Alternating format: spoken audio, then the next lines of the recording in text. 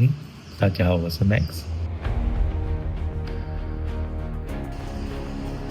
开创 Maximum Value 就是一个很简单的讲法，就是要为人类创造最大的价值。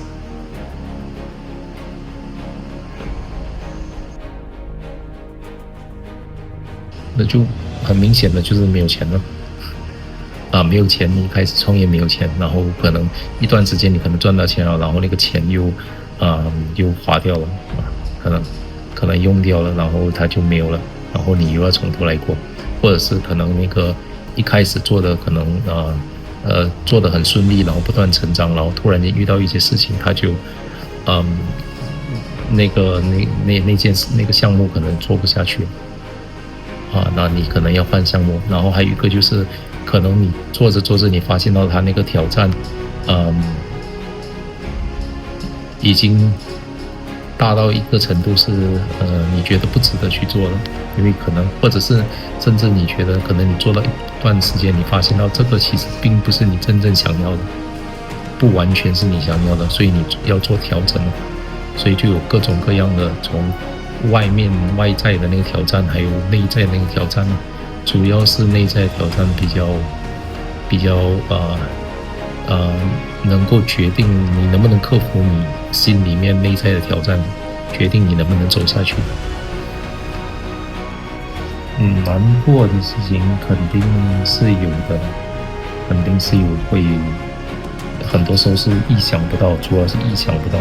就是没有想到会发生什么事情然后它就是一个挑战咯。但是每一个挑战你突破了就是难关了，就是一个成长了，突破了那个难关就是成长了。不断突破难关就是不断的成长了。你当然你要创业，最很明显的就是没有钱了。没有钱的话，你要这样子坚持下去所以这个时候靠的其实不是钱了，因为你没有钱嘛，所以你靠的是你的那个你知道，你很明确知道你自己想要的东西是什么，而那个东西为什么做这件事情，然后它的动力足以大到你能克服其他的困难，是眼前的那个困难。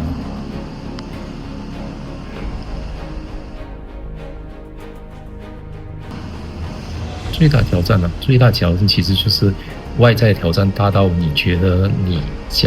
你里面你的那个动力够不够强，够不够强大到你外面的挑战变得相对来说相对来说是小的。可是如果你做这件事情动力不够，比如说很多人他做这件事情纯粹只为了赚钱，可是不是他真正想要的喜欢做的，除了赚钱之外可能没有别的动力，那也许外面的挑战一来赚不到钱的时候他就放弃了，因为本来他的目的就只为了赚钱所以可是如果你的动力来自于不仅仅只是为了赚钱，是有其他更大的动力，所以当你赚不到钱的时候，你外在的挑战来到，可能你就能够克服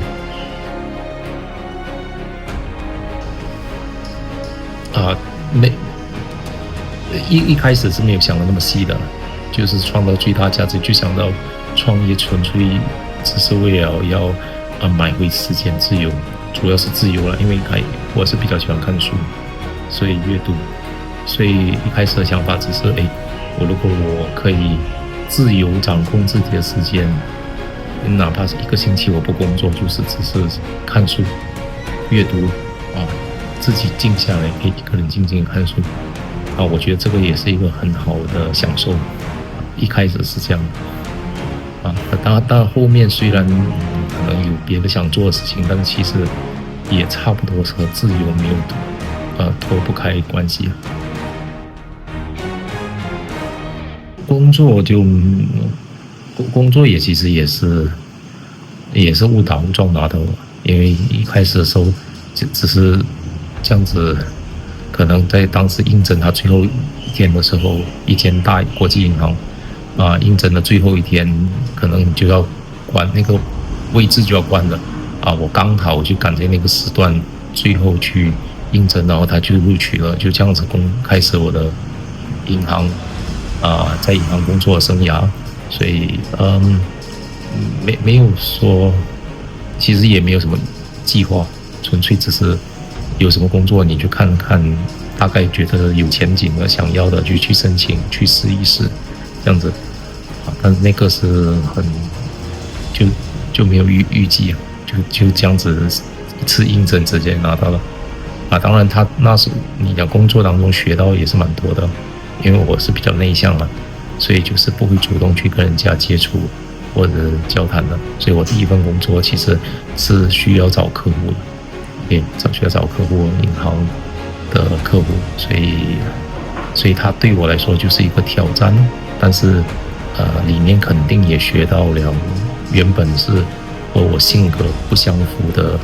技能嘛，就比如说主动去找人接触别人，或者是啊、或者是如何做销售，或如何做成交，如何做比较大胆的成交，这些技能。当然一开始我其实对于这个我觉得也是为什么想要去挑战它，就是因为觉得这个技能你学会了，其实对自己肯定是有帮助的，因为你克服了自己原本不愿意做、不想做、不擅长做的事情。然后第二就是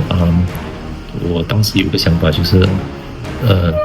有很多的工作岗位其实不太容易去让人家看到你的价值，可是，在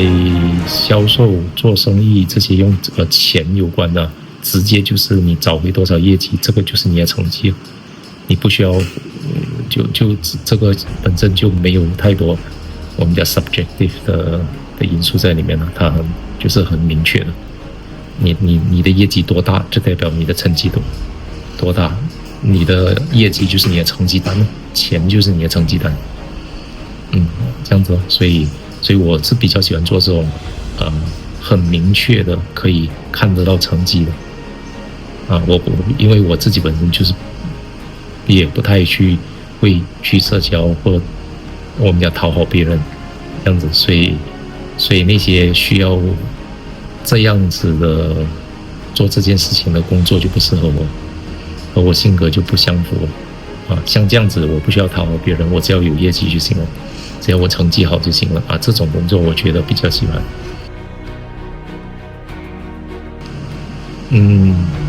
喝酒，因为我是没有喝酒的，所以我觉得这个也不一定了。像一开始的时候我找客户也是的确很多跟我讲没有喝酒怎么做生意，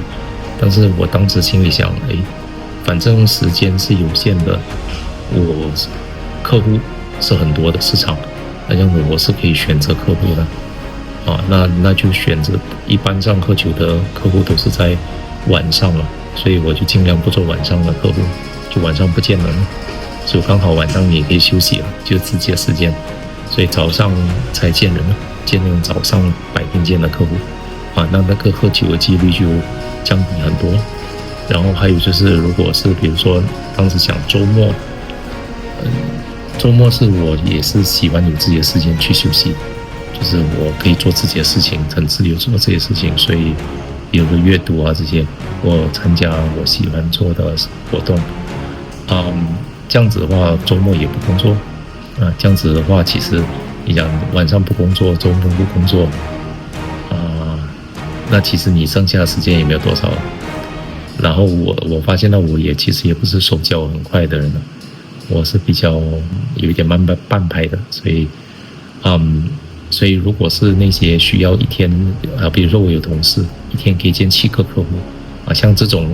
模式我就发现到也不适合我一天见很多人了，所以一天其实我也只能见1个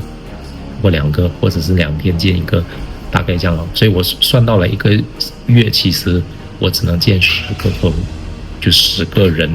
10个人或者20个那这样子其实你想想看，在这么大的市场里面去找10到20个其实不难的，所以你其实也没有时间去每一个人都做，所以不会是每个人成为你的客户，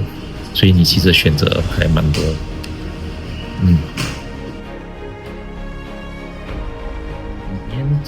年轻刚出来创业其实就是要敢闯，你年轻就是本钱了，因为年轻都不敢闯，年老了更加不敢闯了。所以年轻就是要敢闯啊，敢试啊，当然是合法的。然后最好的是，你一开始你越早知道自己最后想要什么是最好的，因为你可以少走很多冤枉路。因为很多年轻人他就是漫无目的的去前行了，所以漫无目的走的问题就是你就浪费很多时间了，不必要的时间了。想象你摸索了20年，你才发现到自己原来前面20年做的事情都不是自己想做的，都不是自己想要的，那20年就浪费了。所以越早知道自己最后真正想要什么是越好的，你可以更精准去采取有效的行动，去完成自己的目标。因为人生本来是很短的，虽然讲年轻是本钱，但是其实10年20年也是很快过。有一句话叫人生70才开始，所以其实年纪多少岁都不是问题，年长想做就做嘛，因为人生本来就很短，你想做的事情你不做，其实更加后悔。可能在你往后回头再来看的话，所以想做就做，只要是这件事情对自己对别人都是有利的，